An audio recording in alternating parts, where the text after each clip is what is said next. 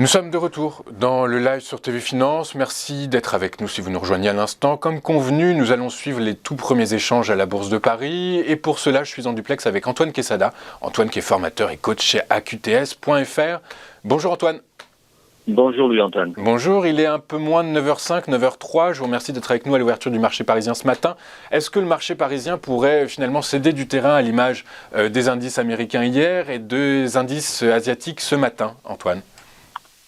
Eh bien écoutez, moi je pensais déjà qu'il en céderait davantage tout au long de la semaine. Lorsqu'on s'est vu vendredi dernier en plateau, j'évoquais ce gros support des 7104 points, enfin les 7100, qui avait été une résistance d'un double creux et qui maintenant devenait un support qu'on avait déjà tapé il y a une dizaine de jours. Et on était dans une semaine en phase d'hésitation avec tous ces doji, ces petits chandeliers japonais avec un corps très petit, donc on sentait énormément d'hésitation. Et ce qu'on avait dit en fin de semaine dernière, c'est que au mieux, on resterait en latéralisation. Et c'est ce qu'a fait le marché finalement depuis le début de la semaine. Cette semaine, on est resté entre les 7104 et le premier palier de Fibonacci que vous avez sur l'écran, donc la zone des 7210 points. Voilà, donc on a fait un range latéral. Avec hier, on aurait même pu penser qu'on voulait sortir par le haut de ce petit range, donc entre les 7211 et 10 et les 7100. Finalement, effectivement, les États-Unis hier ont donné un petit peu le ton en cassant, en chutant fortement.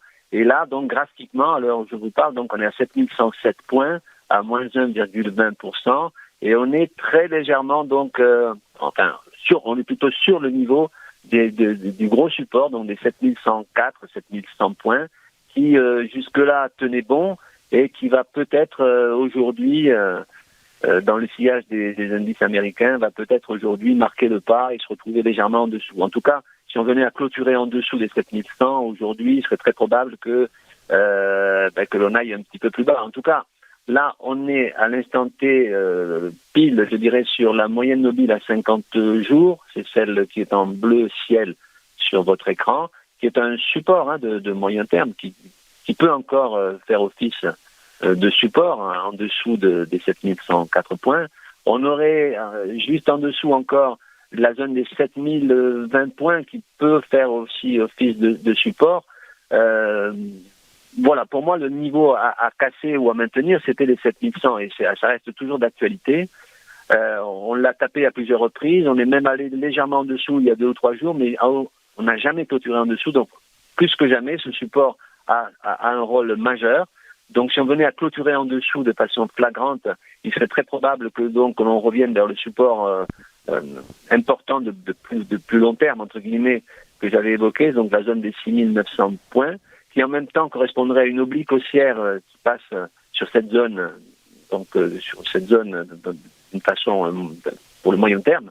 Donc à surveiller. Là, c'est vraiment difficile à dire, mais il est probable qu'effectivement on clôture en dessous des 7100 aujourd'hui. Et si c'est le cas, encore une fois, on aura du mal peut-être à repasser cette ligne des 7104.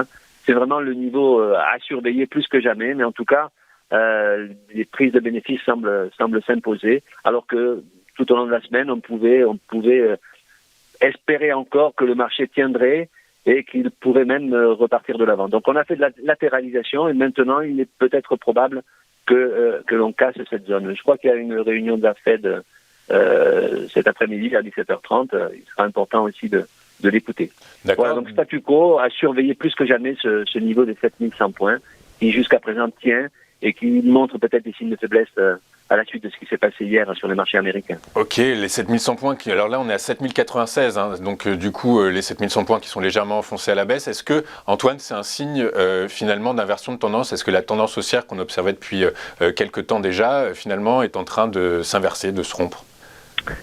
Disons que pour moi, là c'est un peu ce qu'on avait dit la semaine dernière, là bon, j'ai le temps réel, on est repassé légèrement au-dessus, on est à 7112 points, donc il y a encore de l'hésitation, mais effectivement le niveau des 7100 était très important, pas forcément pour remettre en question toute la tendance de long terme, mais à court terme et moyen terme, c'était, à mes yeux, ça ne remet pas la grosse tendance, en tout cas on n'a pas de signaux majeurs sur des unités de temps comme supérieures. Mais ça pourrait être une amorce de changement de polarité pour du moyen terme.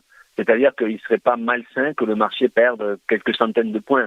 En tout cas, dans un premier temps, il en perdrait 200, puisque mon objectif, en cas de cassure, hein, sur les journées ou les semaines, enfin plutôt les journées qui viennent, ce serait les 6900. Donc en fait, ça ne fait jamais que 200 points de potentiel baissier à court terme. Hein, mais ça ne remet pas en question toute la tendance haussière de long terme. Pour rester clair, le signal ne serait pas suffisamment puissant pour l'indiquer. Il faudrait vraiment casser une zone beaucoup plus basse pour pouvoir dire que la tendance de très long terme s'invalide. Et cette zone plus basse, je dirais qu'elle est autour des 6400 points. Donc vous voyez qu'on en est très très loin. Okay. Pour vraiment considérer qu'il y a un retournement de tendance majeur. Okay. Là, ça ne serait pas un retournement majeur, ça serait ça serait une petite baisse de court moyen terme. Donc le marché qui marque un certain essoufflement finalement. Le marché a besoin de... Oui, absolument. Essoufflement, en tout cas, il n'a pas de catalyseur pour aller plus haut, bien qu'on sente que la crise sanitaire se résorbe en quelque sorte.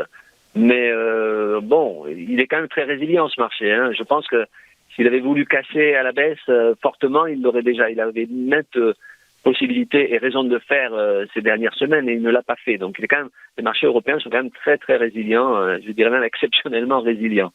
Donc rien de grave si on casse les 7100 points, si ce n'est qu'on perdra 200 points et qui peuvent peut-être remettre le doute chez certains. Mais sur la tendance de très long terme, il en faudrait beaucoup plus pour considérer qu'elle se retourne. D'accord, très clair. Donc on a vos deux niveaux de support, 7020 points et 6900 points. A contrario, vous pourriez nous donner un niveau de résistance qui pourrait éventuellement être atteint aujourd'hui. 7100 points, pas 7020, les 7100.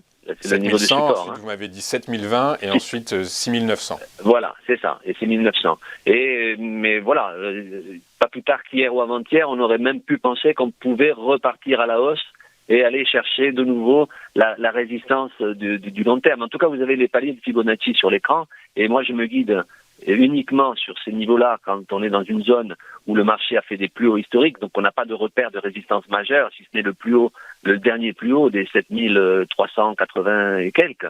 Mais à surveiller, si on rebondissait sur ce palier, donc sur ce niveau des 7100, surveiller les différents ratios de Fibonacci, donc les 7211, 7278, 7330, avant d'atteindre donc les 61,8 qui avaient fait office de résistance.